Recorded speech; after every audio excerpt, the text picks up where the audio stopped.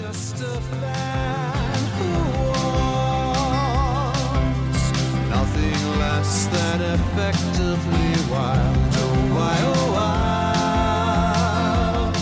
Oh, wild. Nothing less than effectively wild. Hello and welcome to episode 2502 of Effectively Wild, a FanGraphs baseball podcast brought to you by our Patreon supporters. I'm Meg Rowley of FanGraphs, and I am joined by Ben Lindbergh of The Ringer. Ben, how are you? Well, I was just catching up with our old friend Frank McCourt, as one does. Not the author Frank McCourt, not Angela's Ashes Frank McCourt, the late Frank McCourt, but the current Frank McCourt. And the Frank McCourt people might remember as the former disgraced Dodgers owner. Yes. If you knew nothing about baseball, you would probably remember Frank McCourt as an incompetent clown and something of a spectacle and someone who threatened to drive the Dodgers into the ground. And that is not the end of his story, it turns out. It has had several twists and turns since then. But if you weren't there at the time, you might forget or never have known just how much of a spectacle McCourt's Dodgers were. He was a real estate developer. He was heavily leveraged to purchase the Dodgers and then got in big-time financial trouble when he and his wife divorced. Right. And Bud Selig appointed someone to essentially oversee the Dodgers because of dire concerns about how McCourt was running the team. And they declared bankruptcy at the time. And there were all sorts of sordid stories or silly stories. Who could forget Vladimir Spunt, the Russian mystic who was hired by the McCourts as a sort of psychic faith healer who was paid a fortune to channel V energy, V for Vladimir, I think, to help the team win over the years of McCourt's tenure. So, yeah.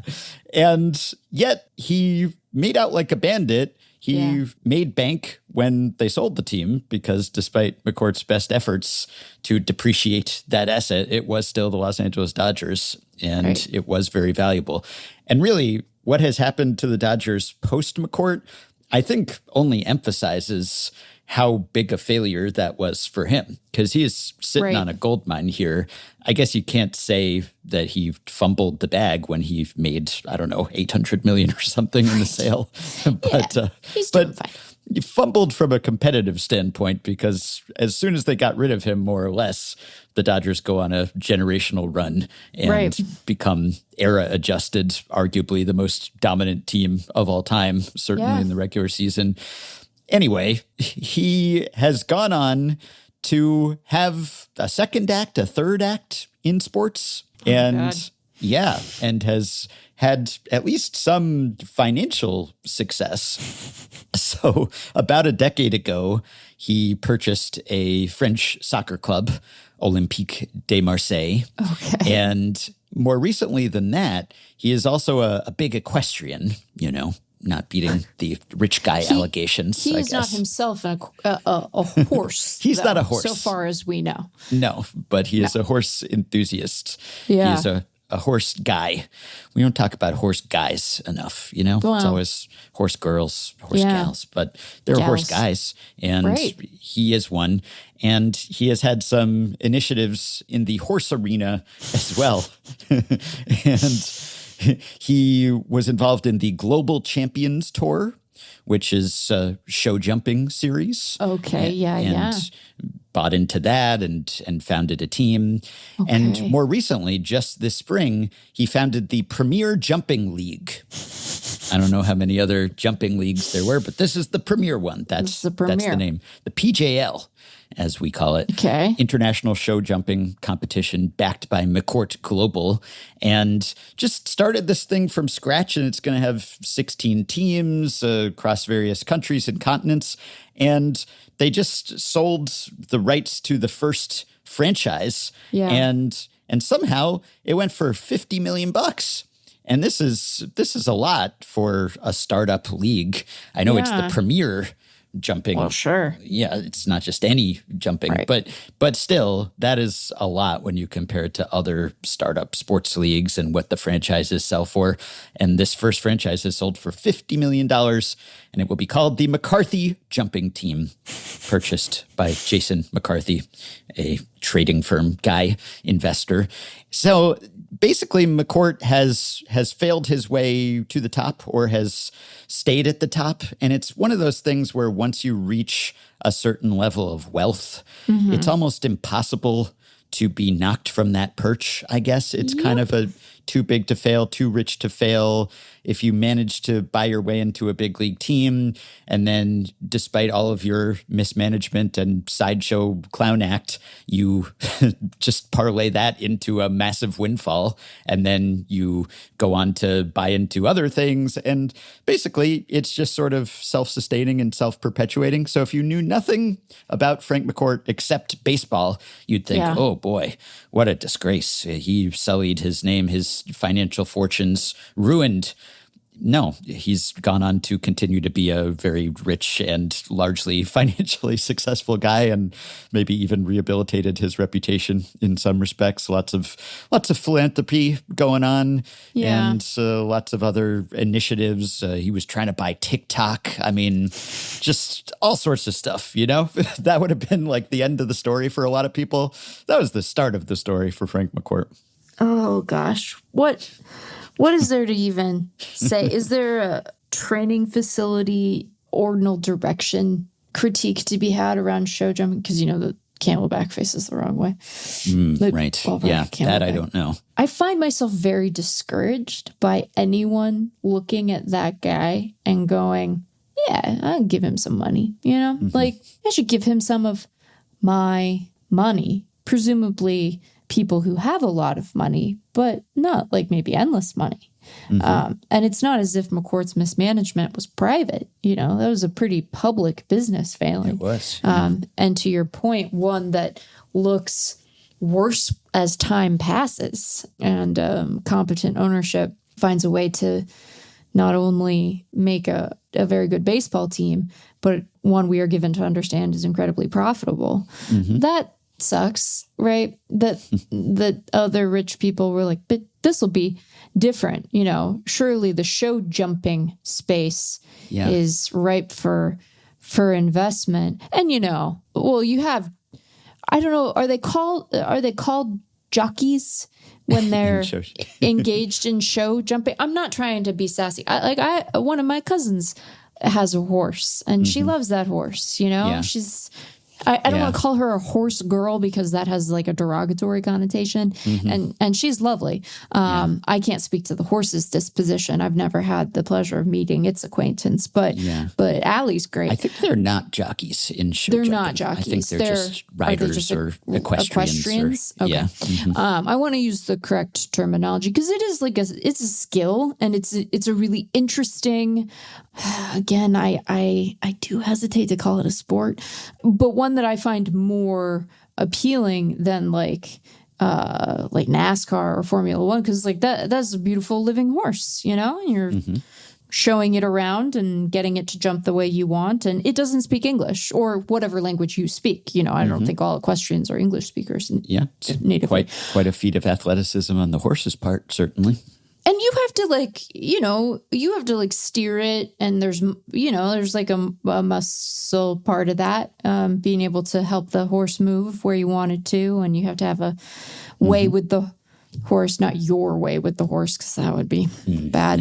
No. Now I regret bringing up my cousin, but yeah, I don't know about show jumping. I will say this, and what a thought to have been inspired by with the World Cup, which is, like arguably the biggest global sporting event we have. But people love sports with stakes, and I think, and I don't mean this to be disrespectful to show jumpers or their animals, and I don't mean it to be disrespectful to soccer fans either, but like the bar's pretty low. The ESPN shows that game where they have like a slippery slope and you got to climb to the top of it. That's like on TV, and like it's on TV often enough that I have seen it multiple times.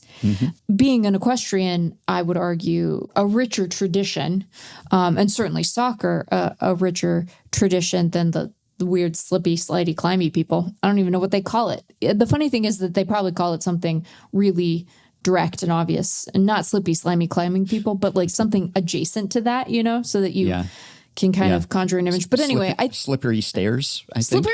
Slippery stairs. Yeah. You never know what's going on ESPN The Ocho or whatever. It's like mid-pandemic when it was just all, oh man, I don't know, it was like horseshoes and hacky sack and cornhole. Competitive cornhole. Yes. But all of that to say that I think people really enjoy a sporting-esque event with stakes to it, and that those tend to be at least marginally profitable, even if the thing in question is sort of silly. And again, I'm not trying to say that being a competitive show jumper is silly. I do think the slippery stairs thing is like inherently silly, but they know that. I don't think if we have any slippery stair aficionados listening, like you know. I mean, we were weaned on Nickelodeon Guts, so I'm primed to watch Slippery Stairs. Yeah, every time I've seen it, it takes me back to like there was a facility, like a gym, a play gym with a bunch of the like tunnels you crawl through and stuff in Bellevue, Washington, that was like close enough to Bell Square, which was the fancy mall. And now all the malls in Seattle are fancy, so tough cookies. But my sister and I would get like deposited there when my dad and stepmom needed to like go to Bell Square because we were children, and they were like, "You're obnoxious, like go run around and climb slippery stairs." It was like it's like a kid distraction while shopping kind of instrument, more that than a sport. Let's go to Mo for the rules and hear about the aggro crag. Someday I'll have a piece of the aggro crag displayed prominently in my apartment. But how many Patreon supporters do we need for you to have the aggro crag? I don't know what pieces for the aggro crag are going for these days. Maybe it's appreciated as much as the Dodgers because less supply. Anyway, the point is Frank McCourt has gone on to other things. I don't know if they're greater things or better things, but that was not the end of Frank McCourt's period as a rich fellow or as a public figure or even as a sports figure. And I guess it just goes to show that the plight of the owners, the financial plight of the owners, it's all relative, really. Sure. It goes as badly as it could go for someone, and it still goes great compared to anyone else. So good for Frank. Glad he's doing okay. And it puts me in mind of how there's the famous F. Scott Fitzgerald saying about there are no second acts in American lives. It's one of those sayings that people only invoke to take issue with it. Yeah. No one ever says, F. Scott Fitzgerald said that there are no second acts in American lives, and by Jove, he was right.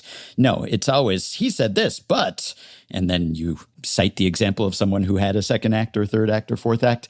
There are a lot of sayings like that, but I think that's most prominent among them. It's just like a sort of a straw man that people invoke only to knock down. I'm given to understand that even F. Scott Fitzgerald himself didn't necessarily subscribe to that saying, that he used it twice because it most prominently appeared in his last unfinished, posthumously published novel, The Last Tycoon. And he had used it earlier in an earlier piece of writing when he said, I used to think that, but now maybe I don't anymore. So even he didn't maybe believe it. I think we just need to retire that statement. So Frank McCourt has had many acts, and I don't know, maybe he'll be the last tycoon.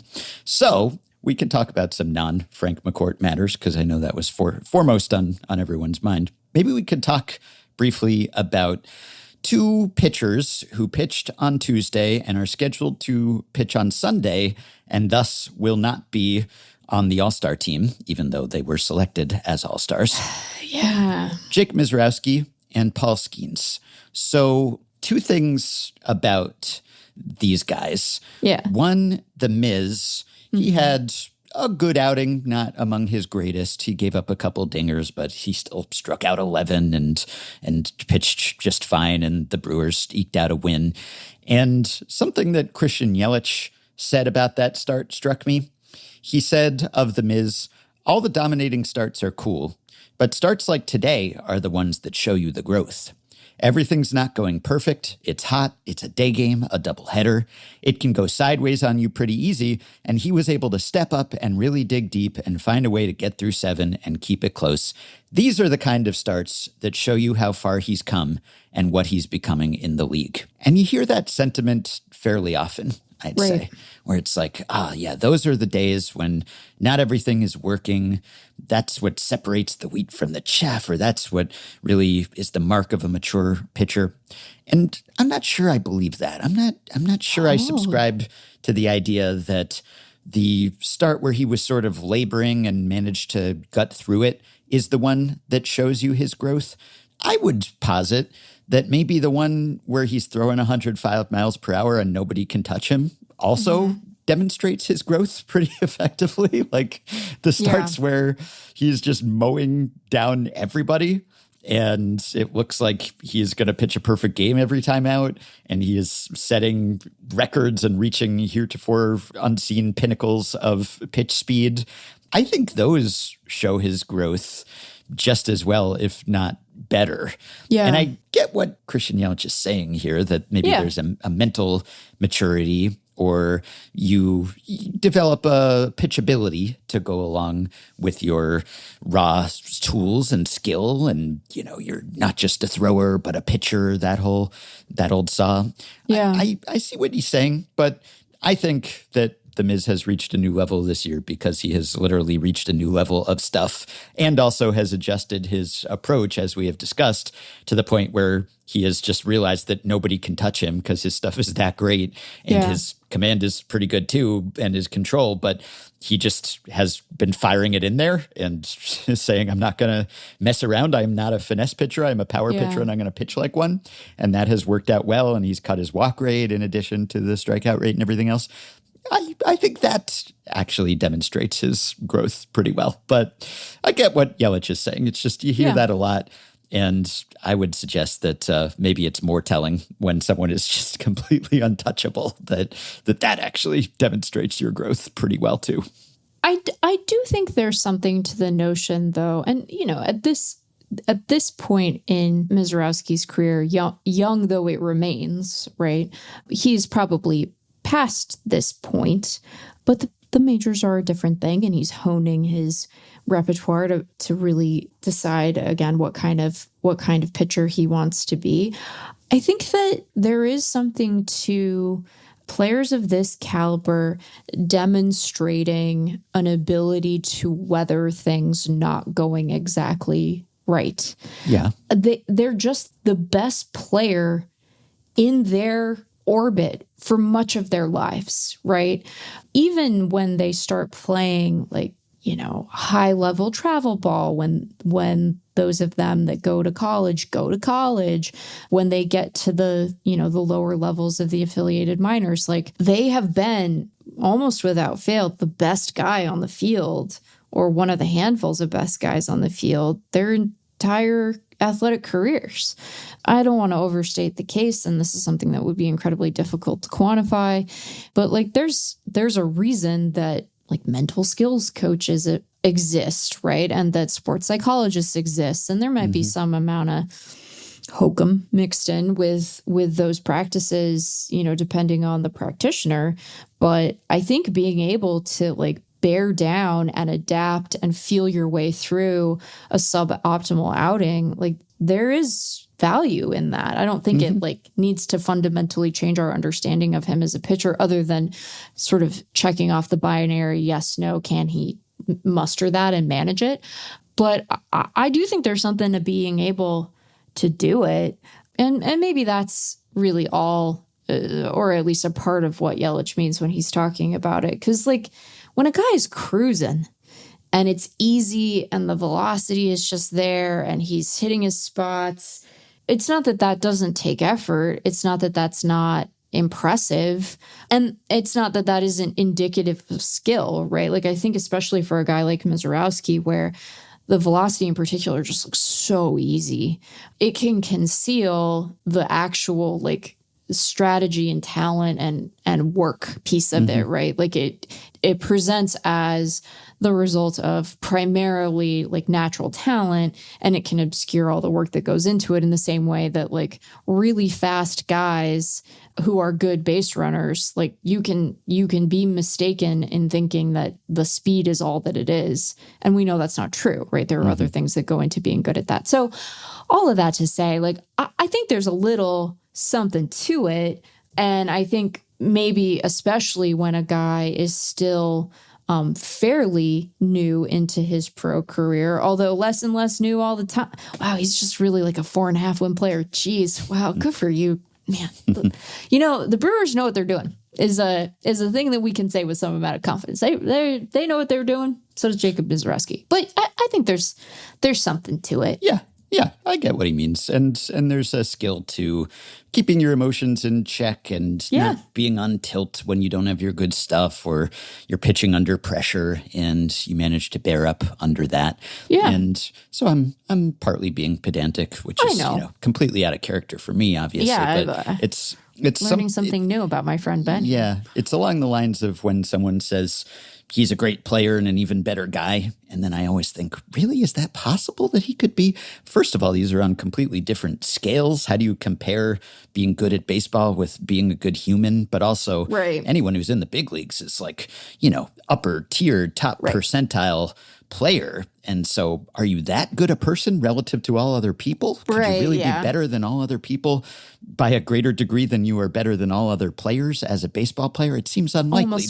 almost certainly not. But also I understand that people are just trying to say he's a good guy and don't let the fact that he's good at baseball overshadow that he's a good guy obscure or that's not the entirety of who he is as a person or something. It's just something you say. Though I hear people say it so often that I question whether we're overusing that. Could they all be that great guys? I don't know. Right. I also recall something along these lines that you sometimes hear people say. I seem to recall Roger Clemens deploying this line about how it is those sort of starts in the middle that define your season. And I think Clemens would put it in terms of in X number of starts per season, everything's working and you just kind of cruise, and X number of starts, you've got nothing and you just get shelled. And then there's the X number of starts in the middle where it could go either way.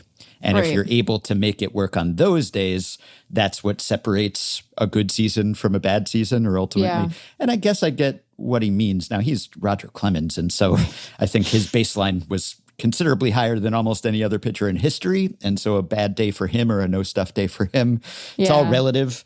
And I'm sure he had many more days when it was all working than most people did. And also when it wasn't working, he was probably better than most other guys when it was working. So, yeah, but stipulating that, I get what he's saying, that you're going to have that number of starts in the middle, and that if you can manage to turn those starts that could go either way, those edge cases, into the good column instead of the bad column, then maybe that could make the difference between a successful and unsuccessful season. Though, again, if you just can throw 103 and set down everyone, then I think that's a pretty good strategy and shows growth too.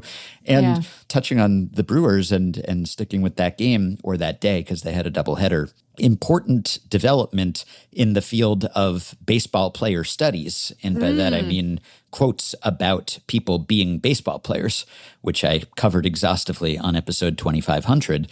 We had a development here because Pat Murphy, Brewers manager, who referred to Ildemaro Vargas as a baseball player earlier this year. And that kind of fit the bill of, what do I say about this guy? He's maybe not the most physically gifted. I'll compliment his work ethic and his preparation and his professionalism. He's a baseball player. Yeah. But in this game, he called Jackson Chourio a baseball player. And Chourio doesn't quite fit the mold because he is quite talented and he is young and was a big prospect and came up and sort of set the league on fire right away, and then maybe had some setbacks and everything. But he's a very gifted player. And what he did in this game was turn around and bat lefty for the first time in his big league career. And he did it on a dare in a blowout. So it was the ninth inning, and the Brewers were up 10-2, and the Cardinals had surrendered. They had sent in a position player pitcher, Brian Torres.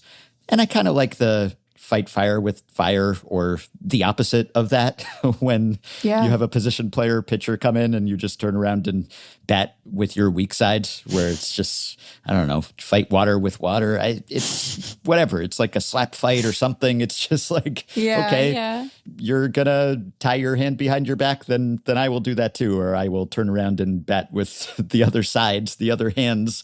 I guess you use both hands regardless, but you know what I mean. So he actually ripped a line drive here. It was not a bad swing, and it was an out. It was caught, but still fairly impressive, more coordinated than your average person would look when swinging with their non-favored side. And of course, Anthony Rendon did this once, and it's sort of sad that we will always remember Anthony Rendon for not playing, because when he played, he was quite spectacular. He was really great when he was good and healthy, and he did the same thing, and it was in 2022, and he batted against Brett Phillips, the fairly prolific position player pitcher, and Rendon turned around and batted lefty and hit a home run. So that was pretty impressive. Anyway, Chourio did that, and the quote from Pat Murphy was, and there's a little more to it, there's some nuance, but Murphy said he looked good. It was the first time he swung the bat left-handed in years, he said, but he looked really good. He's an athlete. He's a baseball player. Now, this is, I think, meaningfully different because he prefaced that he's a baseball player with he's an athlete, which is the sort of thing you typically don't say about someone who gets described as a baseball player or a ball player. They're all athletes, obviously. But again, we're adjusting for the level of competition here. So prefacing it with he's an athlete, I think, suggests that there's more to him than the typical guy who gets described as a baseball player. Plus, he was batting lefty. So I think because he was batting lefty, he was up there. Maybe as a left-handed hitter, he is a baseball player.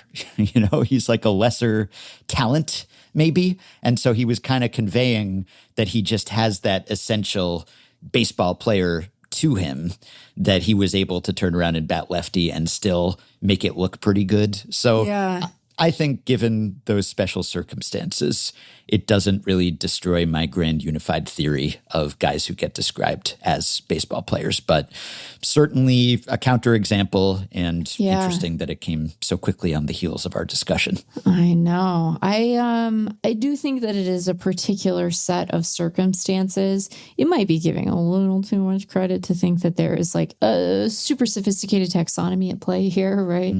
But I think it leaves your theory intact. Now we need to ask players, well, you can be a baseball player, but like, where do baseball players sit relative to guys and dudes? What is the hierarchy of the boys? How do you rank the guys?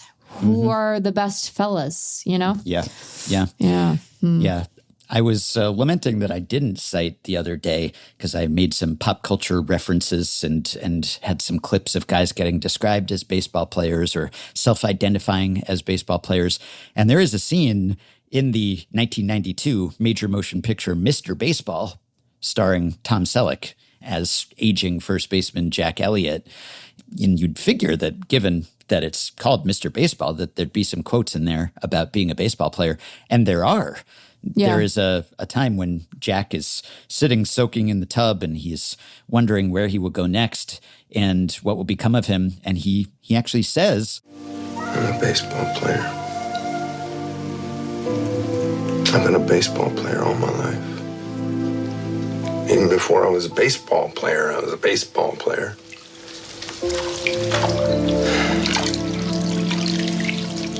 I don't think I could be anything else. Which suggests that there's something in the essence. Yeah. Right. It's inherent to you. It's so ingrained that you remain a baseball player even after you're no longer listed officially as a baseball player, or perhaps your baseball playerness predates your actually playing baseball. Right. So that's an interesting little wrinkle on this discussion. Such a complicated matrix. It is. Paul Skenes. Skenes. He also pitched on Tuesday, and he pitched okay. He pitched fine. Yeah, it was one of those games where you don't have your best stuff, and you gut through it, and he did. He's been familiar with those lately. Yes, he has. And he has not always gutted through it. And so this was one of those games where enough goes right that you make it through. And he had a quality start, quote unquote. He gave up 2 runs over 6. And he was helped out by Ryan O'Hearn, who went off and drove in 10 runs all by his lonesome and hit 3 dingers. Plenty of run support for Paul, which has not always been the case. But this snapped a streak of, I think, 9 consecutive Pirates losses in Skenes starts, and they won 12-4. And he somewhat allayed the concerns because the numbers were all right, the results were all right. But if you watch it, he did not look really in command. He didn't have great command. He struck out 4 over 6, which is not particularly Skenesian. And, you know, he was kind of getting bailed out here and there. And it wasn't a commanding, dominant performance by any means. Yeah. And it was the Braves who have had a tough time offensively of late. Yeah. And so it kind of reassured people just because there had been a big drumbeat of what's going on with Paul Skenes. And Chourio wrote about this for FanGraphs in advance of the start. So did everyone in the world. I mean, people were really fretting about Paul Skenes, what's going on with him. Because, and we talked briefly about what's going on with Skenes recently too. Of course, he started the season with that one disaster start, which was not entirely his fault. There was defensive miscues. There was O'Neill cruising happening behind him, which prevented Paul Skenes from cruising. But he didn't make it out of the first inning. And so he had a 67.5 ERA after his opening day start. Yeah. But in short order, he got down to the normal Skenes ERA sub-2 range because he reeled off a stretch of 8 starts, I think, where he was just his usual dominant, unperturbable Paul Skenes self. And he had a Gibsonian just barely above 1 ERA over that stretch, and he was just back to being his usual self. But then he had that run of 9 starts after that where he just did not look great. And it depends on which metrics you're looking at, but basically, if we start May 17th, when he had a rough start against Philly, entering his start on Tuesday, he had a 5.36 ERA over a 9-start stretch. And he had a 3.59 FIP, which is, you know, if that's bottoming out for you, if that's the nadir, if that's what's happening with Paul Skenes, that's pretty good. That speaks to your skill overall. But he was fairly homer prone and just didn't really look like his usual self. And then he had the start Tuesday where he was kind of somewhere in the middle. Okay, not pouring fuel on the fire when it comes to the concerns, but not really completely easing them either. And the big hand-wringing thing that has circulated a lot online was the velo, right? And that led to a lot of concerns about, is there something physically wrong? Because it's tough to untangle exactly what has been happening with him. And it seems like it's tough for him to untangle too, because he's been asked about it and he's sort of vaguely referred to making changes and doing things differently, but without specific ideas, at least publicly, about how he could or should do that. So what's your level of concern when it comes to Skenes? Actual concern, fairly low. Like, I don't think that he has forgotten how to pitch. I think there are going to be stretches in every guy's career where you're a little less effective, even the very best guys. I don't imagine that they are concealing any kind of meaningful injury, just given how conservative they are with his usage. I'm sure that the Pirates are aware that they cannot goof around here. You know, I think he's a guy who makes and has made a bunch of adjustments over the course of his career. And it seems reasonable to imagine that there would be some where hitters would adjust back. Yeah. Skenes was kind of a pitcher and a thrower from day one, really. Like, he never had that phase where it's, this guy's got to learn how to pitch. He's got great stuff. No, he had great stuff, but also seemingly knew how to pitch. Right. Although he did make adjustments to his repertoire. He has tinkered. He has added. Yeah. Yeah. Meaningful ones. So, I don't think that he is stagnant in his approach either. So I don't find myself particularly concerned. I do think that the the fortunes of the Pirates are not entirely dependent on his performance, but they certainly improve pretty dramatically when he is able to carry that team. It is nice to see him get some meaningful run support, right? Mm-hmm. And you're right that some of his misfortunes this season have been defensively oriented in ways that aren't necessarily his fault. So all of that to say, I'm not particularly worried. If we were to find out that he was like pitching through something, I would be worried less because I think it means that he's like doomed to be sort of mediocre forever, and more because it would suggest a malfeasance on the part of his organization. But again, I don't find that to be particularly likely. Again, they wouldn't let him pitch the ninth that one time. And maybe they're sitting there going, we'll see. What if we had Meg? What if we had let him go back out there for the ninth inning and satisfied you? Maybe you would have had a couple starts where he kind of stunk a little bit sooner, Ever think about that, Meg? Clearly you have. Yeah. I think there could be something mechanical going on because it seems like he's just a little out of whack and the command has been off. And of course, mechanical issues can mask some underlying physical cause or can be a symptom of one. Right. In some cases, maybe one the player isn't even fully aware of, that they've sort of subconsciously made some alteration to their release point. And his release point has been a little bit different. Sometimes there's like your arm's bugging you in a non-specific way and you just kind of, unconsciously try to adapt to that. And then maybe you change that and it causes a cascade and suddenly your body's doing something it's not used to. But I don't want to be a doomer about Paul Skenes because I don't know that there's enough reason to. And you can point to the speeds. It's not his hardest stuff that has been hit the hardest. He's really had issues with some of the off-speed stuff, his splitter, his changeup, and his sinker. Those pitches have not been serving him well. There's one school of thought that says that maybe his repertoire has expanded too much. Right. And with some guys, if it's Yu Darvish or someone, maybe he could throw 9 pitches and manage to juggle all of them. With other guys, though, there is kind of a point, and I think Skenes has addressed this, where if you have a bunch of great pitches, well, it seems like it could be only additive.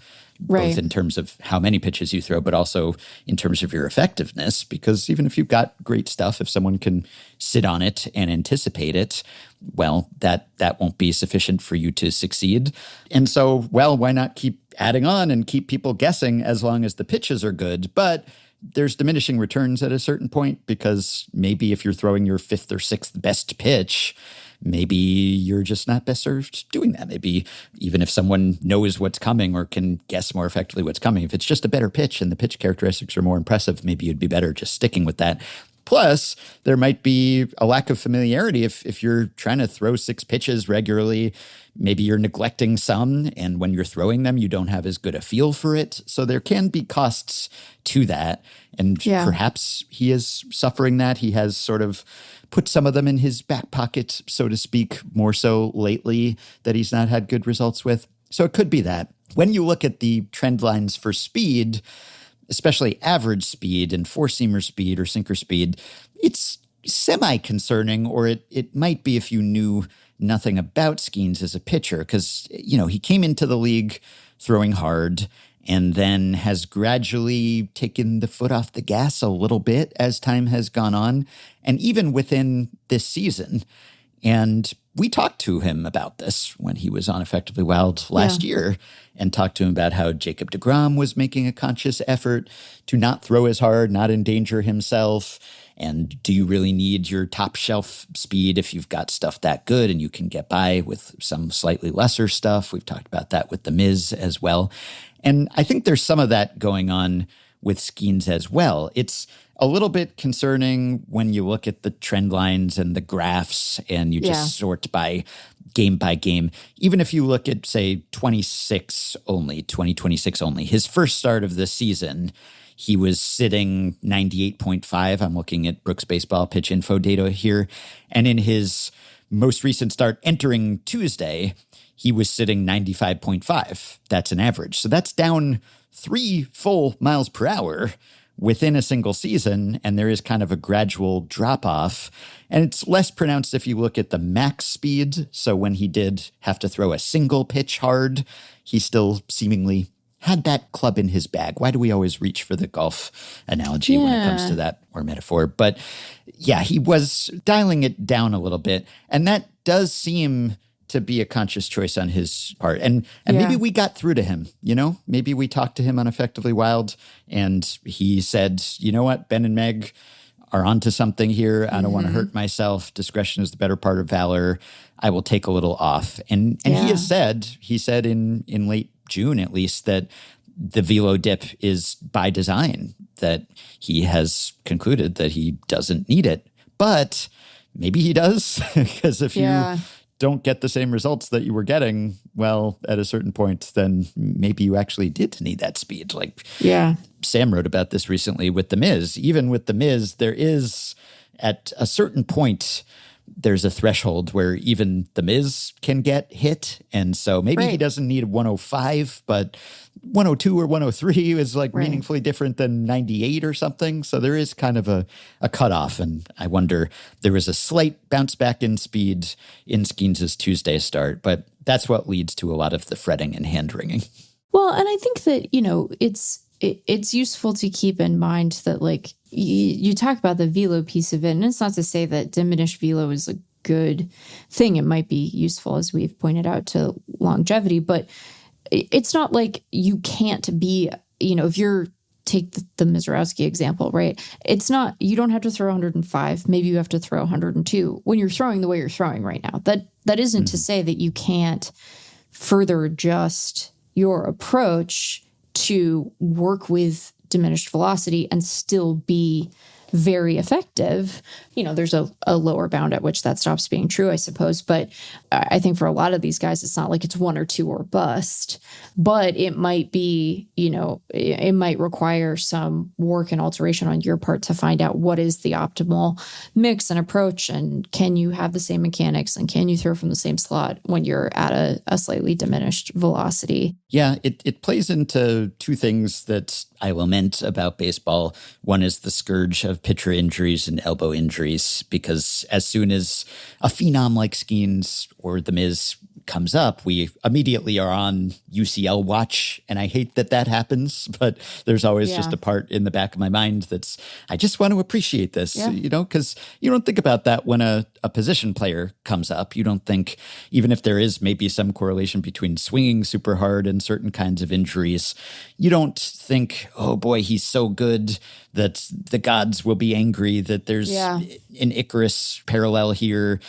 No, you just sort of sit back and enjoy it and say, oh, gosh, we get to enjoy this for the next 10 or 20 years, which isn't to say those guys are invulnerable. In fact, Skenes' even younger teammate, Connor Griffin, hurt again and has had multiple extended injury absences this year. Which at least, it's reinforcing the idea that the youths can get hurt too, because so often it's like, oh, he's getting up there in years, he's getting old, the body's falling apart. Sometimes young bodies fall apart too, It's when I was in college, I tweaked my neck in some way. I was 20 or 21, maybe Connor Griffin's age. And I did something at the gym and I just couldn't turn my head around without it kind of giving me a twinge. And it didn't actually fully fix itself until a decade later or something, when I couldn't go to the gym because of the pandemic and I was sort of forced not to exert myself, which maybe suggests I should have taken more time off. That could help. Right. But whatever that was, sometimes that happens when you're young too. So Connor Griffin making the old people feel a little bit better about their bodies because the young guys can break too. I hope he'll be fine. I'm not happy that he has injured himself, to be clear. And also the most recent injury was like a finger fracture, right? It wasn't some sort of wear and tear kind of injury. I think that there is something comforting about, and again, this is a strange thing to say, everyone will know what I mean, but there's something comforting about it being a meaningful but minor in the grand scheme of things traumatic injury, as opposed to something that wasn't the result. Non-contact injuries are terrifying. It doesn't matter how old the player is. And back injuries, I just, it's like when very young men are already dealing with back stuff, I'm like, this doesn't seem good. It seems bad to be already doing that, you know? Yeah. You and I shouldn't have anything in common, you know, other than like that we're both human beings and, you know, some other stuff too. But like from a physical perspective, it should be an insurmountable gulf. Does one surmount a gulf, an unbreachable void, a distance one cannot reasonably travel. And there is still obviously a tremendous difference between, say, me and Connor Griffin and me and, I don't know, like Evan Carter. Evan Carter had a bunch of back problems, right? Yeah. But it should, and Connor Griffin doesn't, it's on his ring finger. Yeah. And actually, it's not a fracture. It's a torn tendon. Yeah, it's a labral tear, right? Yeah. And he did it diving for a ball. So it could happen to anyone on any play of any age, right? Right. But my point being, like, you know, it's not the kind of injury where I'm like, uh-oh, here we go, you know, where you start thinking, are we on a track to this person being the dreaded injury-prone player? And no, I don't imagine so. He had a strained forearm prior to that. That was the cause of the initial IL stint, which is something you worry about with young pitchers or any pitcher. Right. But yeah, this was a sagittal band tear. Sagittal band tear. So what is on your his ring finger? You're right. Right. So the wedding band is okay. The sagittal band. The sagittal band is the problem. That's so interesting. What is the sagittal band? I don't even know how to spell that. Sagittal. This is it's often referred to as boxer's knuckle. Boxer's knuckle. Yeah. I love the injuries that are named after, you know, tennis player's elbow. There's like so specific golf tennis type injuries that that get branded that way. Oh, this is like a whole presentation on the sagittal band. This is more information than I need. Emery, relax. Familiarizing ourselves with the gracilis muscle, the sagittal band, even after all these years, we can still meet new injuries. So that's fun. So you say blur for safe search, and then I immediately click in, and it is unblurred. I didn't like that at all. What I was saying about Skenes, though, is that I hate the fact that when a pitcher who's that young and gifted like that comes up, we're always just on injury watch, and I'd like to forget about that. But it's an epidemic. It's a problem. I would argue, maybe the biggest problem about baseball these days is that we can't fully invest and get excited by a young, precocious pitcher because you're just waiting for him to break. And then related to that is the focus on speed and velocity. And I think it's self-reinforcing because if you do it on purpose, as Skenes has said that he did, he said, it's been by design. It's nothing I've been worried about. If you throw hard, you throw hard. You see it everywhere. It's real. And I think there are ways to get around it. But guys that throw hard get hurt. I don't think the line from A to B is straight. If you throw hard, you're going to get hurt. I don't think that's the case. But the biggest thing that you can do to provide for your team and for yourself is to be on the field. So I like that. I like that idea. He says, I feel that I've gotten better over the last 2 years. My execution has gotten better, even as the fastball velo has gone down. And I don't think in 3 years I'm going to be throwing 90. At some point, it'll kind of plateau. So if you buy that, and I do, I buy that he has thought about these things and that there is a conscious effort. And you might wonder, well, if you're starting to struggle, though, and the other ways in which you've improved are not compensating for your not throwing as hard, then at some point, don't you have to reach back and fire harder? And if he's not doing that, is that indicative of something he's not telling us or is not admitting even to himself? Who knows? That worry's always in the back of your mind. But I would like to celebrate the fact that he is thinking this way, even though it doesn't mean he won't get hurt. As we talked about with Yuri Perez the other day, you can do whatever you can to protect pitchers and they might still break because it's a hazardous occupation. But I would like to applaud this. And it's rare that a pitcher decides to do this because the pressures and incentives are such that you kind of do have to throw max effort in order to just stay in the league and outpace your competition. And really the fact that Skenes considers himself to have the luxury of doing this is indicative of how good he is. Because I think most people, they don't even have that choice. Because it's like, he could take something off and still be throwing 96. Someone else, that might be max effort. That might be even more than their max effort. Yeah. So he has the luxury maybe of still throwing pretty hard even when he's not throwing his hardest. But what happens is when a pitcher does decide to do this, suddenly everyone is tweeting graphs and going viral and saying, oh, what's wrong with Skenes? And it's not an illegitimate concern. Sure. But it reinforces the idea that you have to throw as hard as you possibly can, or else people will wonder what's wrong with you. And I would like it if we could normalize this behavior, this conscious, hey, I'm taking a little bit off because I want to last. And ultimately, I will help my team more if I am available, if I can provide bulk.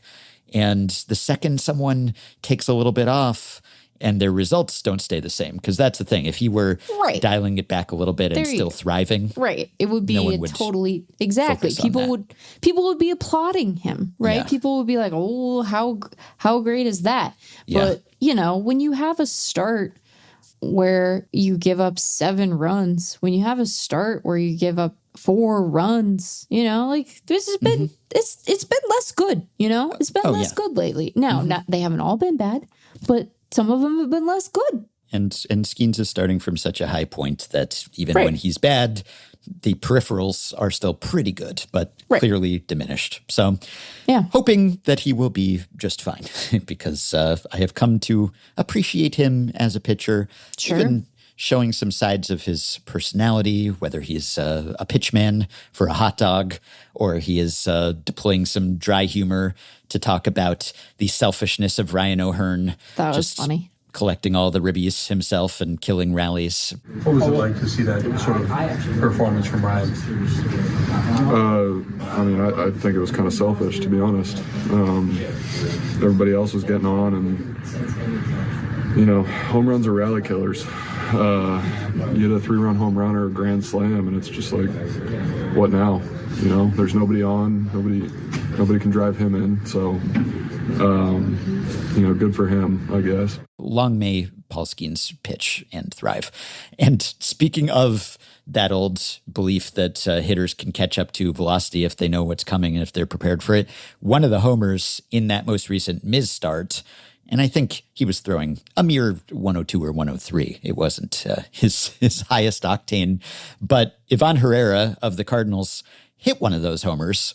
And the way that Herrera prepared, and I like Herrera because I have a thing for good hitting catchers. Yeah. I have a thing for catchers, period. Also, I was going to say. Terrible hitting catchers who are great glove guys. But it was kind of growing up watching Jorge Posada and not fully appreciating what a detriment he was on defense until we got quantification of framing, and suddenly I fell in love with Jose Molina.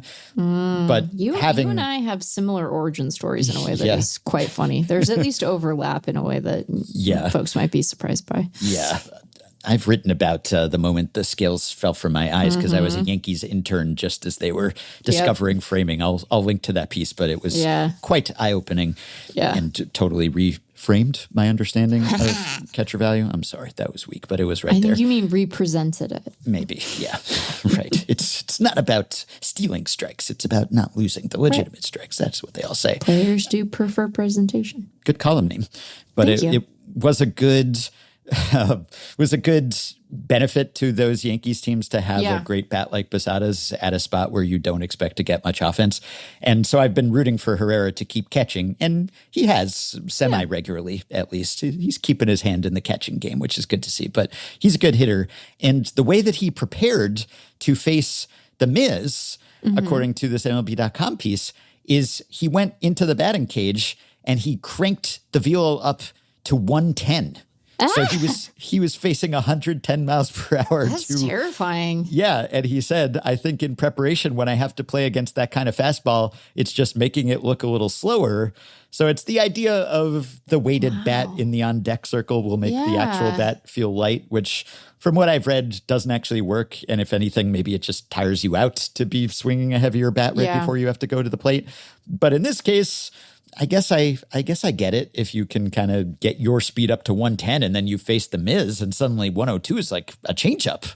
He's taking something off. So it seemed to pay off on that day. I don't know if he was using the traject or just an old school pitching machine that was just set at max setting, but that's one way to counteract the Miz. Do you think that he told anyone he was going to do that before he did it? It's like, it's a safety concern at a certain point. Like, hey, we got to put some cones out in front of the cages or something so that nobody goes through here just in case. Like, my goodness. Yeah, I guess the location is predictable with a pitching machine. So at least it's not going to be a wild 110. It's going to be a down the middle 110. But nonetheless, can you imagine how scary it would be just to stand in and see 110 that close? I can't imagine how scary it would be to stand in and see 90, you know? Like, come on, who are you talking to? I would be terrified the entire time. I would fall down. I would if it's fast enough to make a sound. I don't know where the just noticeable difference threshold is, like 105 versus 110. I think that's equally terrifying. I don't know that you could really, as an unpracticed observer, even really notice that up close. But 110 versus 90, I think you could tell, but either would be quite intimidating if you're not experienced in that arena. Yeah, I don't think it would be a perceptible difference. It would be like if someone was like, now we're doing 8K. And it's like, well, we can't see that difference, can we? It would be quite startling. I would just assume that something would go wrong and it would misfire and hit me. Like, and you're just not going to get out of the way. It's 110 miles. You're not getting out of the way. You can't get out of the way. You're just taking, your head is just shaped different after that, Like you just have a different head than you had when you went to work that morning. That's crazy. Well, we've talked about a couple of young pitchers. I figured we could talk about a couple of old pitchers. One, Justin Verlander is in fact calling it a career. And you knew it when you saw we got a press release on Wednesday about Verlander being named a legend pick for the All-Star game. Yes. And that's reading the tea leaves. It's, we thought the same thing about Clayton Kershaw last year. We were wondering, why Clayton Kershaw is a legend pick and not Verlander and Scherzer? Well, because Kershaw was clearly planning to retire and then made that official. And shortly after the announcement that Verlander would be a legend pick for the 2026 AL team, he did, in fact, announce his retirement. So it does seem like it's time, and I'm sorry to see him go. And we talked about him and Scherzer recently, so we don't have to rehash that whole conversation. Now, given that he is walking away, it does make me, I guess, wish even more that he had called it quits last year and gone out, not on top, but as an effective pitcher as opposed to a struggling injury-prone one. But hey, he'll have his moment in the sun at the All-Star game, I guess. And hopefully he will be able to come back and pitch and maybe even help the Tigers during that stretch run. That would be nice because this has not been really it's been a bittersweet homecoming at best. It'd be nice if it were a good sentimental story and he could actually muster some flashes, some semblance of his old self before it's over. But yeah, it's about to be over one way or another. Yeah, did Kershaw actually get into that game? I don't know that he did. Yeah. I don't remember. It was like the WBC where he was on the team, but also wasn't exactly. Yeah. Look, we are not here to body shame dad buds. All buds. We're pro buds. But when he showed up to the WBC, I was like, oh. He did transition into retirement mode. You haven't pitched in a minute, have you, buddy? Yeah. Whereas again, and this is what fueled one of my bold preseason predictions, like Paxton shows up and I'm like, put him on a mound tomorrow. That guy could pitch tomorrow. Yeah. I was wrong about that. Yeah. Kershaw, he did pitch actually. Okay. Yeah. He actually came in relief of Paul Skenes. He got 2 outs in the second inning and didn't allow a base runner. So that's nice. So probably Verlander, well, I don't know. I guess he's physically compromised is the problem. So that's the thing. Yeah, at least with Kershaw, he could have that farewell, which was clearly very memorable and meaningful for you. But maybe Verlander doesn't get the same treatment in the All-Star game, but at least he will get to show up, I guess, maybe, and doff his cap. So, take a bow, bask in the appreciation. No announcements of of Max Scherzer, not a legend pick, Right. not announcing his retirement. So maybe that means he has not yet come to terms with this being the end. I don't know that he will have the choice, at least as a major league pitcher, if he wants to run it back for next year. But I don't know. I mean, if we're lamenting that we didn't get a Kershaw, Verlander, Scherzer, Cooperstown class, maybe they'll just string it out now and we'll have one per year, or maybe Scherzer will ultimately retire.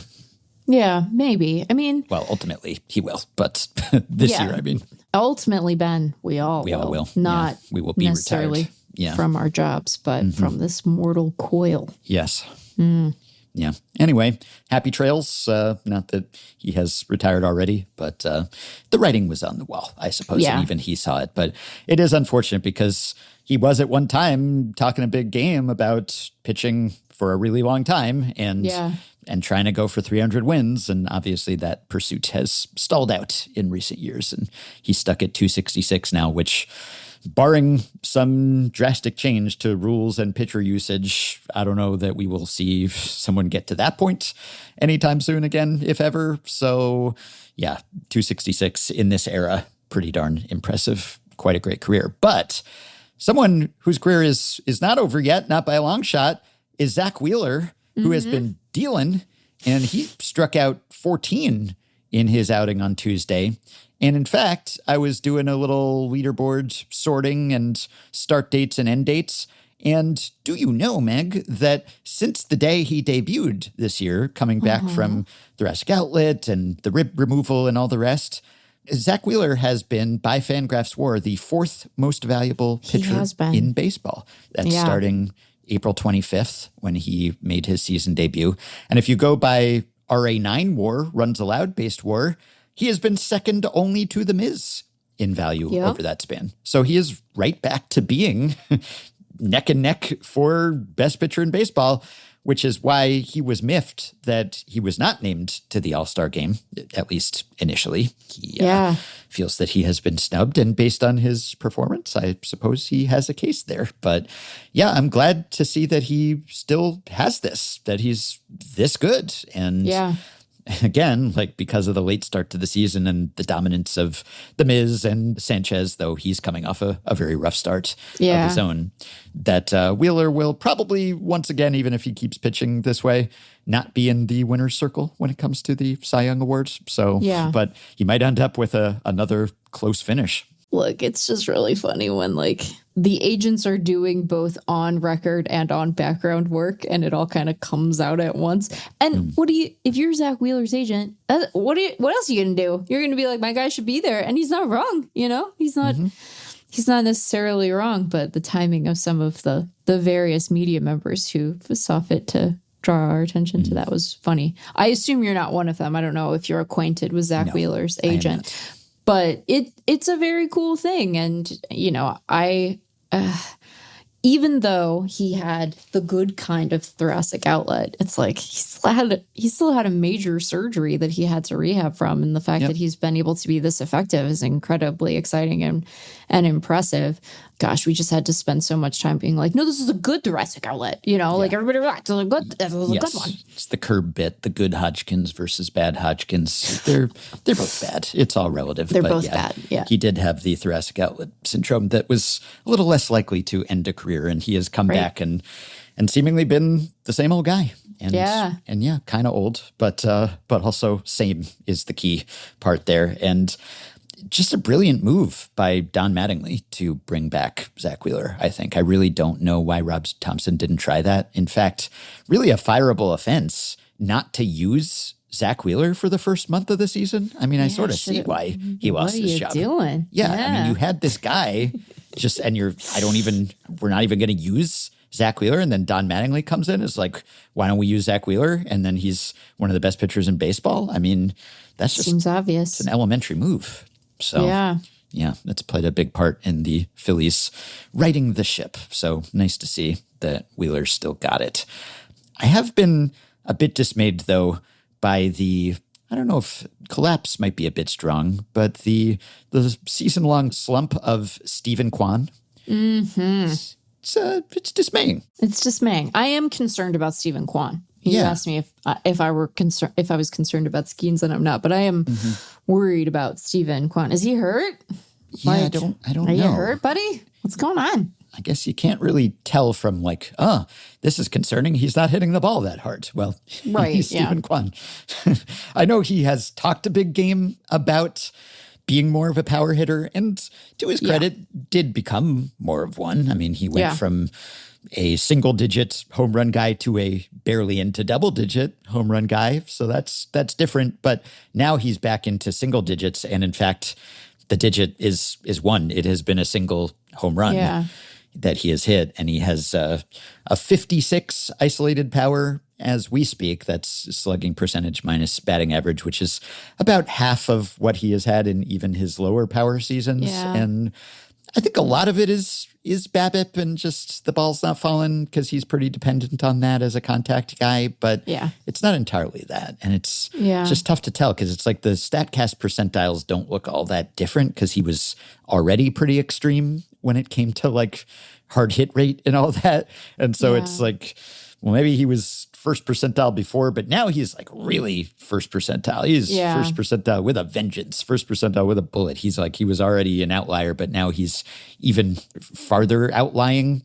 So I don't know, maybe he has just passed a point where it was working for him, this unique approach, but now he has gone too far in that direction, almost like Luis Arias did maybe. Yeah. But he does still have the defense, and the defense is helping him, and he's been fine in center when he's played center. He's played a lot of left and center sort of split evenly, but he's been good in both places. So he's going to give you that, but he's also given you a low 200s batting average, and that's not great if you're Steven Kwan.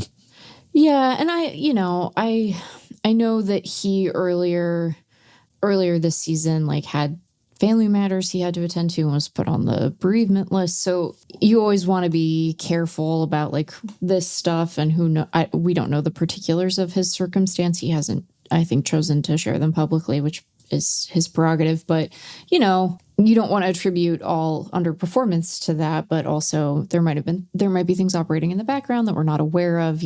Players are people, as we've established. So there's that piece of it, and it's worth mentioning. But yeah, it's sort of a mystery. I think that one of the things about his profile as a player, when he was first coming up, when he was in his rookie season, and he had been on our top 100, and part of it was Eric wanting to acknowledge that like some of these guys who have elite bat to ball, like they do end up being Luis Arias. They end up having such a strong contact profile that they are incredibly valuable at the big league level, even though they aren't hitting for power. That's exciting. It is a skill set that has, I think, narrower error bars. And so when things aren't going well, you don't have home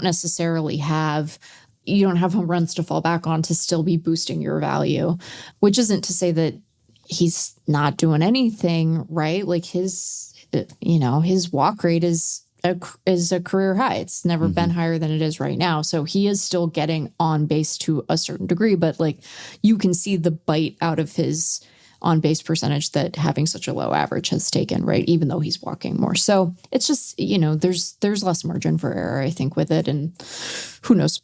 Yeah.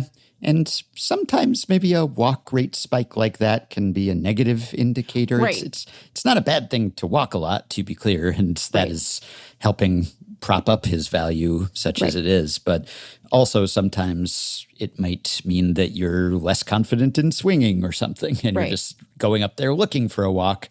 Or, maybe there's a mechanical issue or a physical issue and you're just trying to work your way on. Or your approach has gotten somewhat screwed up and you're a little too passive or something, and you're not swinging at non-strikes, but also you're not swinging at strikes as much as you should be. So, he just seems a little out of whack, and he's still giving the Guardians some value, but not as much as he did when he was a well above average player and a fun player to watch. So hopefully he gets back to those ways. Cleveland could use the offense that he was previously providing. Mm-hmm. Also, speaking of offensive outages, Paul Skenes did beat the Braves, but the Braves have reached the level of offensive ineptitude where they really are breaking glass in case of emergency. They've reached the sign Andrew McCutchen stage of offensive ineptitude. And I hate to put it in those terms. Who doesn't love Kutch? Right, but at this stage of his career,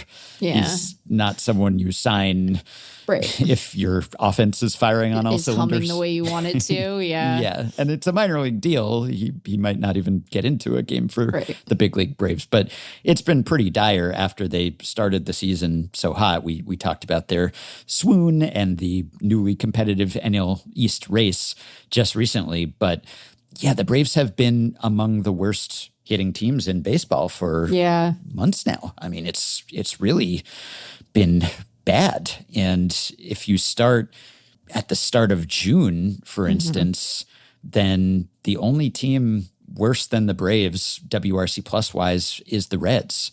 The Braves have an 81 WRC plus, roughly Kwanian 81 WRC plus over that span, which is now going on a month and a half. Or even if you go back to the start of May, they don't look great. Even over that span, they are 27th, better than only the Reds, Padres, and Diamondbacks. So that's been rough. And I doubt Andrew McCutchen will help. But what is interesting to me about that is that Andrew McCutchen slated to play a minor league game in the Braves system on Wednesday. And it is his first minor league game since he made the majors. He has not been back to the minors at all. So he has not been in the minors since 2007. So it's almost 20 years. Think about how different things were in the minors back then. And Andrew McCutchen suiting up not just for any minor league team, but he's going all the way down. He is playing for the FCL Braves, the Florida Coast League Braves. So that's a treat for those fans and those players to be graced with the presence of Andrew McCutchen. But no kidding. I always think of that sort of full circle shape to a player's career. You don't always see the full circle, but sometimes you do, which this applies to people, not Major League Baseball players too. The idea that often, not always, but often old age is sort of a second childhood in some respects, right? I mean, you know, the physical infirmities and you need assistance to perform tasks just the way you did when you were a baby, let's say, or a toddler. And, you know, physically, I mean, maybe you lose a little hair, you know, you go back to the hairline you had when you came out of the womb or something. It's just like there's kind of we're going back to the beginning here, not in a Benjamin Button way, but there is a resemblance sometimes to extreme young age and extreme old age. Right. And sometimes that is true of athletes as well, or baseball players, where you have your aging curve and it goes up, and then what goes up must come down. Yeah. And there's kind of a roller coaster shape to it. And so you start at the lowest level of the minors, and you reach the highest peaks if you're Andrew McCutchen. And then if you stick around long enough, which many players don't, then you end up back where you started, back in the minors again. So I wonder if he has been thinking of that. And it takes a certain humility maybe and love of the game to even keep playing at that point. Right. And I did a stat blast not that long ago about Brandon Phillips being an indie baller for years after he was a big leaguer, and how it's become less common for long tenured major leaguers to keep playing in leagues or levels other than the majors after their big league careers, just because they don't need to anymore, financially speaking. But this, you know, to stick it out this long, to have struggled at the plate the way that McCutchen has this year and in recent years, and to kind of have been spurned by the Pirates, not unreasonably, given McCutchen's performance and the Pirates since then. But yeah, I wonder what is going through his mind, just returning to the minors after almost 2 decades here at the tail end of his career. Maybe he just wants to make sure that the guys on the FCL Braves roster get a really nice dinner. That might be it. Typically, get a glorious spread. Yeah. Yeah. When big league veterans like that go down to the minors, they typically will put on a bit of a nice time for the guys down there as a thank you and a passing it on. I would kind of enjoy that. I think being able to be magnanimous in that way. Oh my God. You know, because not all big leaguers, I'm sure some of them, they don't want to be there. They resent being there. Sure. They're bitter about it. Maybe they just show up and get in their game and leave, and they don't want to just hobnob with the bush leaguers.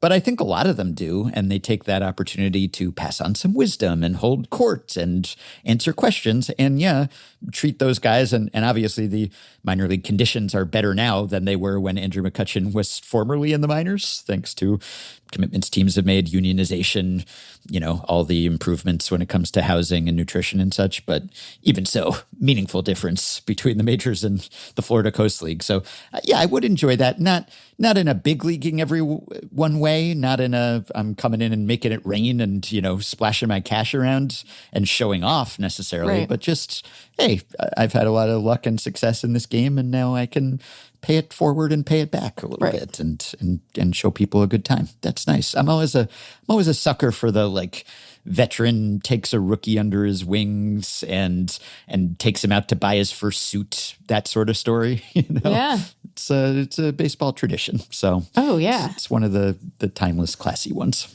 Yeah, man, if I won the lottery, a lot of GoFundMe's getting fully funded, I'll tell you what. Yeah.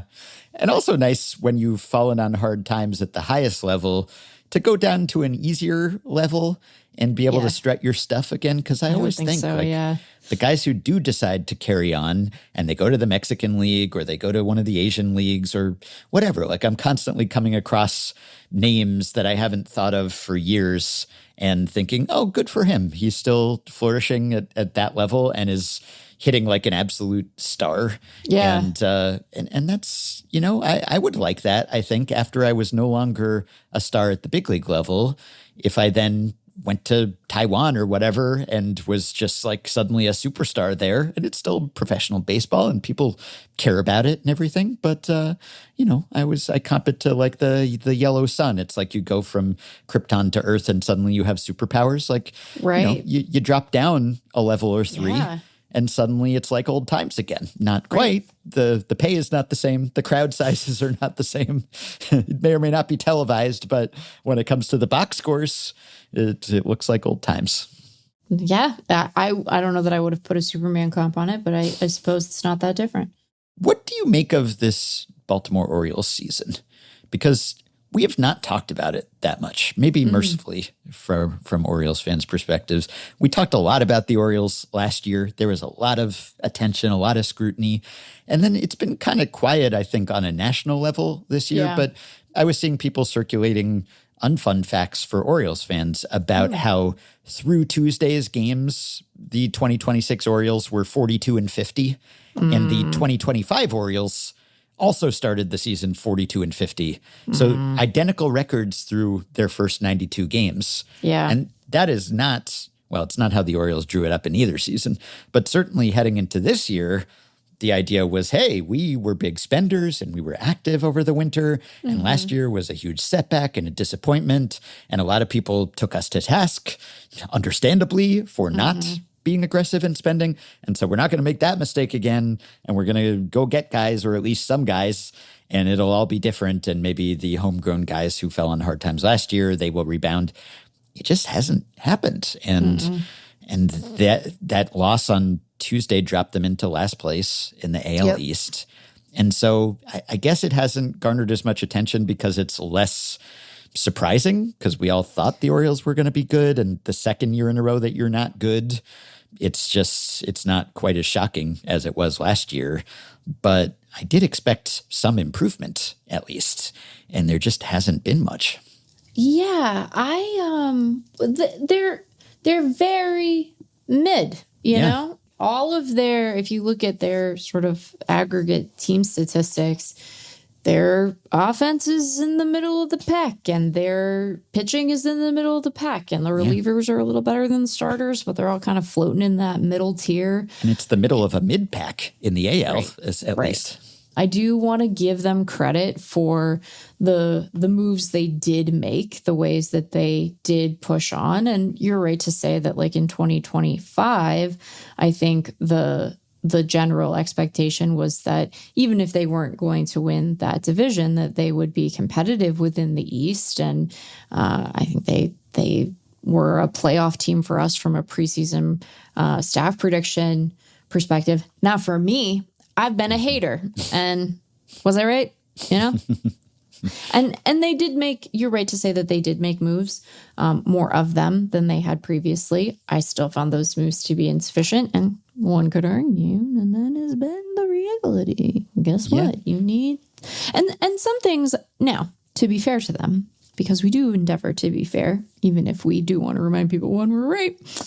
You know, some of the things that have happened, I am surprised by. Like, I don't know what's going on with Gunnar. Yeah. I can't account for the Gunnar of it all. And so that's disappointing, you know. And it's not like he's been terrible. He's still playing good defense. So he's been a 2-win player, but like he's a slightly below league average hitter. I wouldn't have thought that. If you would ask me to choose between the 120 WRC plus he put up last season and the 154 he put up the season before that, I would have had him closer to the 154. I just assumed there would be sort of a natural recovery. You know, things have gone better for Adley. So like, that's good. Yeah. If you had told me that they'd get the Adley Rutschman rebound. Right. You're like, oh, well then surely they're at least a wild card team. Yeah. And maybe he's not all the way back to how good he was as a rookie or in his second year, but he's most of the way back. Yeah. And he is leading that team in WAR, but that's not saying much. And yeah, it's not like all the new additions have been bad. Like Pete Alonso's been pretty good, like as good as you would expect Pete Alonso to be, I guess, right? I mean, he's more or less lived up to expectations. And, you know, it's just like overall, it's not impressive. Taylor Ward's been fine. He's been his usual Taylor Ward self. They did make a lot of moves and they spent a lot of money. And we certainly had a lot of quibbles with the precise moves that they made and whether they were the best ones and whether they should have made more. and where they chose to concentrate that money they spent. Because you're right, they did spend a lot of money. A lot of that money they spent is Pete Alonso. Yeah. And you're right, he hasn't been bad, but he's like a 125 WRC plus first baseman. So is that the best use of your funds? Yeah. And they had to get growth or at least progress or breakouts or something from the homegrown guys or rebounds. And other than Adley, they haven't really. And Jackson Holiday has just stagnated. And it's just that core that seemed so promising a few years ago. It's looking lackluster now. And I don't know what to do at that point. Colton Cowser, I mean, it's just no one is really impressing particularly.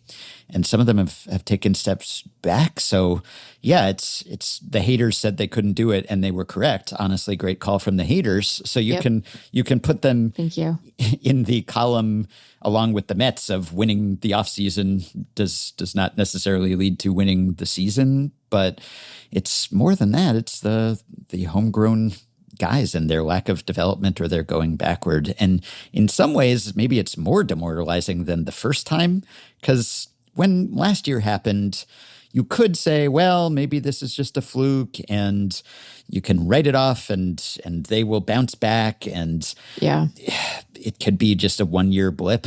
But then the second year, now suddenly it's looking like maybe this is just who they are. And even if it's not as noteworthy or as noted, because it's not as surprising that they're struggling this year after having struggled last season, it's maybe even more concerning from a long-term outlook standpoint. So I don't know where they go from here. And there are parts of their struggles this year that maybe would lead you to believe that a bounce back could still be coming, right? Like you're right to say that Jackson Holiday hasn't taken a step forward. He was also hurt for, all of April and half of May. So, what kind of year would he have had if he had been fully healthy? I mean, we'll never know, but there's definitely injury stuff there. And you might expect some positive movement in that direction for those guys. But yeah, it doesn't seem great. And, part of, I don't want to over-index on it, because if you had signed a bunch of pitchers in prior years, who knows how that works out. But it's like all of these guys are getting older and closer to free agency. And I think part of the reason that we had so much critical feedback for that front office was, hey, you don't have this group playing as well as it is forever.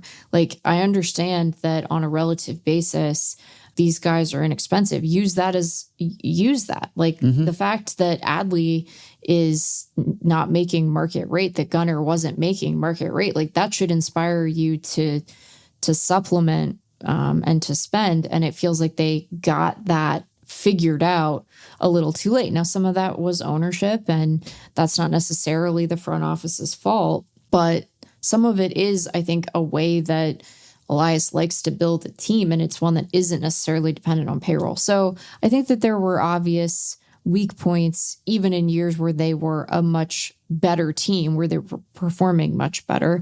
And now, more of the roster is injured or ineffective, and you're kind of like, what do you do now if you're them? Because Adley's like an ARB2 guy. Like, Gunner's in his first year of arbitration, but like his free agency is going to be here any minute. And, I do expect him to play better than he's played this year. So it's like your best guys are on the precipice. Like, if you let them walk, where are you? And maybe, for some number of their young core players, quote unquote, all the various sort of white guys who looked alike, letting some of them move on might end up being a perfectly defensible decision. I'm not saying that that's going to be true for Adley or Gunnar necessarily, but like, some of these guys, maybe you decide you can live without, but your whole justification for all the suffering you put your fans through and all the trades that you had made was, well, we're going to have this great group and it's going to go on a run. And we did get a taste of that, but it just hasn't borne consistent fruit and certainly hasn't been effective in the postseason. So it's just kind of a bummer, because like, this club by all rights seems like it should be better. But then you think back to the years where they were doing well, and like they were a little over their skis from a projection perspective, not like disastrously so, but in a way that helped to account for why our playoff odds were lower than you would think, given how they were performing at the time. And then they ended up being bad in the postseason. So I don't want to be like salty about the Orioles. I think that like there are a lot of guys on this team who I really enjoy watching play. And I find it frustrating that like the stop and start nature of their roster construction has been such that like we just haven't gotten to see that group all together and effective. And it's like, and now some of their other dudes are hurt, and you got, I don't know, like a load-bearing Chris Bassett, and it's only a 1-year deal, but it's like Helsley looks like the way, I know that Ryan Helsley is getting a second opinion on his elbow, but like the way that guy was holding his arm in the dugout after he had to exit, it was like, oh, here we go again. So they've had all kinds of stuff. Yep. It's been a bummer of a season, and I do wonder what job security Mike Elias enjoys these days, or will, if this continues. Okay, maybe we can close with some quick comedy here and just salute the Little League homer that we saw. Now, if you knew that there was going to be just a pretty peerless Little League home run in a game the Mets were involved in, you'd probably assume that they were the culprits. But, you would. But no, they were not. They were, in fact, the beneficiaries, though they did end up losing the game. They did end up losing that game, though. Right. Like, this is the thing. They did end up losing that game. Yeah. So, so there was a 3-run infield single, essentially. And on episode 2481, we debated the definition of a Little League home run. And there's no debate about this one. This clears any possible bar you could have for a Little League homer. And it's worth watching. It's worth listening to the call. I have watched it many times. Little tapper left to the mound. Lugo fielding, throwing on the run, and it gets on by Caglione. That'll bring in the game's first run as Ewing scores. Bichette to third, and all the way to second goes Benj. Now it's thrown to the backstop, and Bichette digging for the plate. He scores. Now the ball gets away again, and Benj will score. Oh, my God. A Little League home run for Carson Benj. 3 separate errors on one play by the Kansas City Royals, and the Mets lead 3-0. Oh, my God. Now here comes the circus. Bring on the dancing bears. It started when Carson Benj just tapped a ball back to the mound and to former Gold Glover Seth Lugo of the Royals. And Lugo did not have a good throw, and he bounced it to first.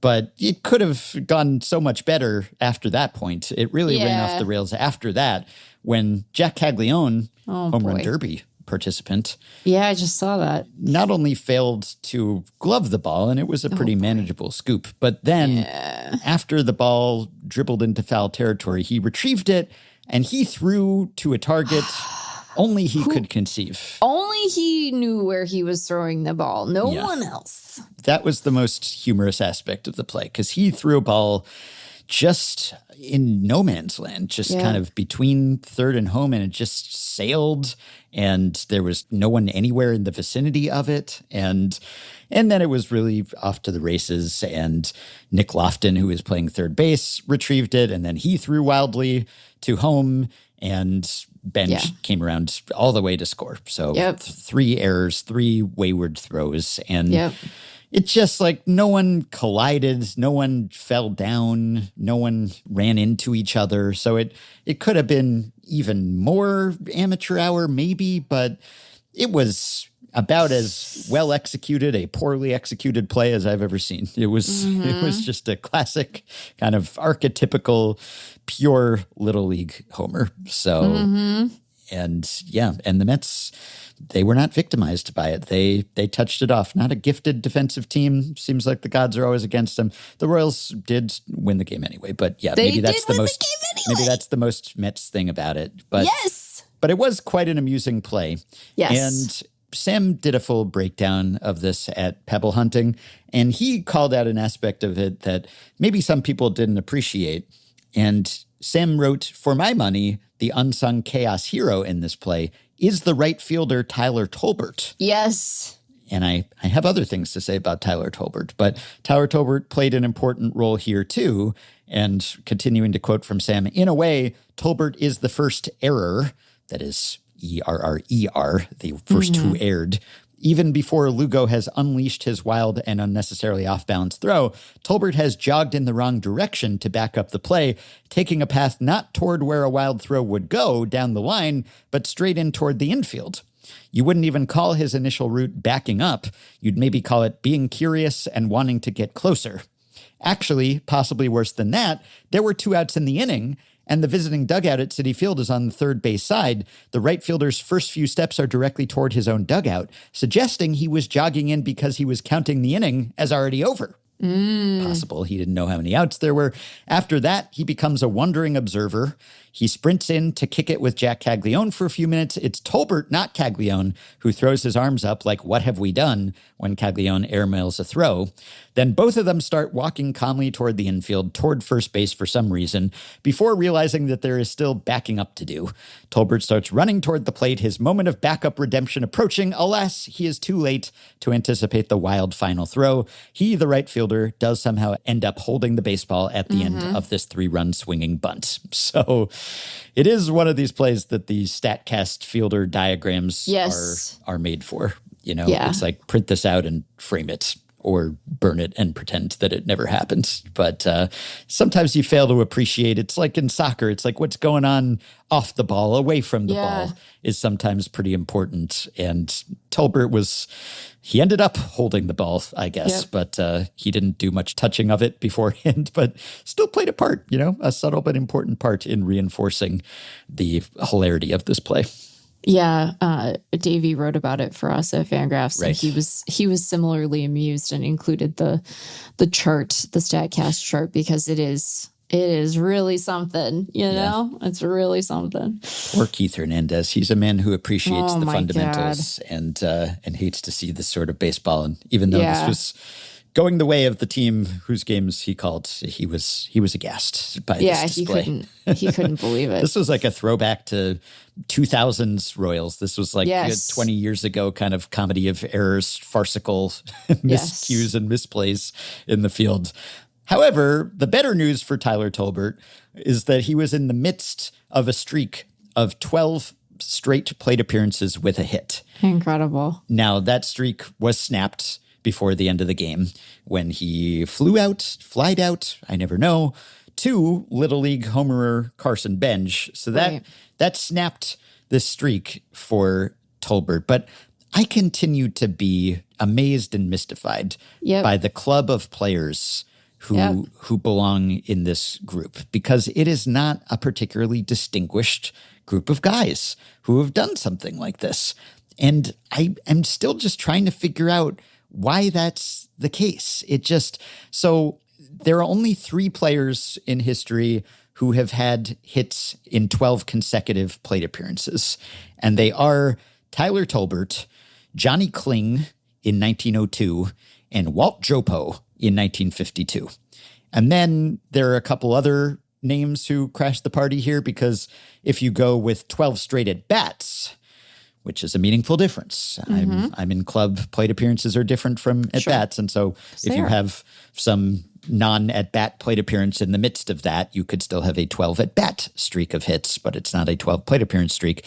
Then you throw in Pinky Higgins in 1938, and most recently, Jose Miranda in 2024. And I know we talked about this when Jose Miranda pulled it off in 2024. And Tyler Tolbert joining this club only reinforces the mystery of this for me. Because what an undistinguished group of players to have set a remarkable hitting accomplishment record here. Johnny Kling in 1902 was a slightly above league average hitter. Walt Jopo in 1952 was also a slightly moderately above league average hitter. These guys were league average or below for their careers in terms of WRC+. Jopo, that year was his career year. He had a decent year, good power year, but that was, pretty much his peak as a player. I guess 1950 was actually his peak, his first full year, and he was something of a rookie sensation and hit 34 dingers, but he was not that guy mostly. And then Pinky Higgins in 1938 was a 99 WRC+ hitter, basically a league average guy. And then Jose Miranda had a 114 WRC+ in the year that he did that. By the way, this is like the year when they had 12 straight hits. And so when they weren't doing that, then they were, it's kind of a selective sample. It's like they had those 12 hits in a row in those years. So that kind of inflated their stats, if anything. Jose Miranda was a decent hitter that year, but now is out of the league. I think he just got released by the Padres in May, and he was struggling to hit in AAA. Yeah. So these are not great hitters. And Tyler Tolbert, I hate to knock him down at his moment of triumph, though I guess defensively it was not a moment of triumph for him. But it's probably safe to say that he's not a very good hitter either. He certainly has been this year and has been to this point in his brief major league career. He was up last year and was pretty Pinky Higgins-esque. He had a 92 WRC+ last year. He has a 171 WRC+ this year in his first 32 games. Well, that's good, but obviously, there's a 459 BABIP in there, and if you look at his minor league numbers, they're not so hot. And if you look at his projections, the FanGraphs depth charts project him to be a 76 WRC+ guy in the majors. He's a 28-year-old who debuted in the big leagues last year and was a 13th round draft pick and worked his way up, like not a prospect. I mean, why these guys? Why Kling and Dropo and Higgins and Miranda and Tolbert? Why would they be the ones in this club of great consecutive hitters? Yeah, I couldn't really tell you. I don't get it. I mean, I understand. I cite Voros's law, and any player can do just about anything in 60 at-bats or plate appearances or whatever it was. And this is an even smaller sample. So sure, any player can do just about anything in 12 at-bats or plate appearances. Right. But you'd think that there would be at least like one great guy in there. I mean, it's not nothing to have hits in 12 consecutive plate appearances. That's pretty impressive. And obviously not all of his hits have been convincingly struck. And he's a speedster. He's in that kind of slappy, speedy Royals mold. And so he has beaten out a bunch of infield hits and, he's had some dribblers that he beat out but speed is a part of it. So fine. But I would think that even with a sample this small, that if you're selecting for the guys who had runs like this, like if you look at extended hitting streaks of getting a hit in a game, and you look at the longest streaks there, those are good hitters, right? I mean, there are a few, you might have a Luis Castillo in there but he was a high average hitter, at least at times. And then you look at the really long streaks, it's accomplished hitters. It's George Sisler, it's Pete Rose, it's Joe DiMaggio. Like, hard to fluke your way into that.